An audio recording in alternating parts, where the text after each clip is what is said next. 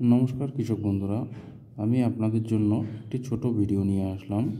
আপনারা মনোযোগ সহকারে দেখবেন এবং শুনবেন। এই ভিডিওটি শুধুমাত্র কৃষকদের জন্য তা নয়, এই ভিডিওটি যারা কিনা ছাদের উপর চারা লাগান তাদেরও খুব উপকারে লাগবে। সর্বপ্রথম বলতে চাই, আপনারা যারা বীজতলা তৈরি করতে চান বা চারা লাগাতে চান তাদেরকে মাটি সম্পর্কে কিছু সাধারণ জ্ঞান থাকতে হবে।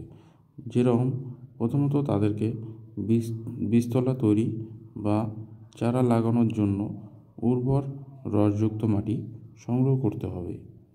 এরপর সে মাটিতে মাইক্রোরাইজা এবং হিউমাস মিশ্রিত করে অন্ততপক্ষে 3 থেকে 4 দিন নর্মাল টেম্পারেচারে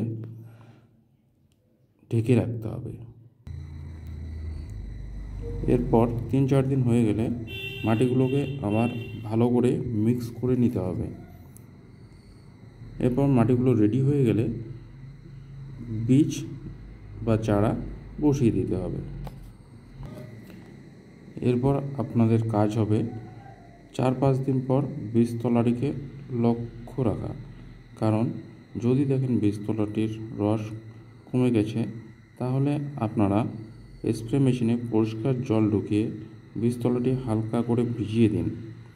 এরপর যখন চারা গজানো শুরু হয়ে যাবে, তার কিছুদিন পর দরকার হবে আপনাদের কিছু ওষুধ সম্পর্কে ধারণা নেওয়ার।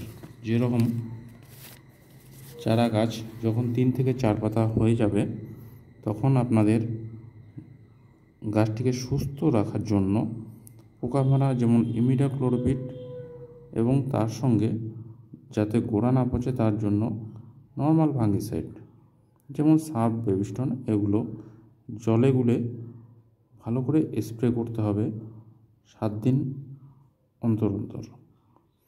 এরপর যদি পারেন মাঝখানে একটি হিউমিক 99 পরিষ্কার জলে গুলে স্প্রে করে দিতে পারেন। দেখবেন আপনাদের চারা গাছগুলো সুস্থ সবলভাবে বৃদ্ধি পাচ্ছে। যদি এই বিষয়ে কারো কিছু জানার থাকে তাহলে অবশ্যই কমেন্ট করবেন। ধন্যবাদ।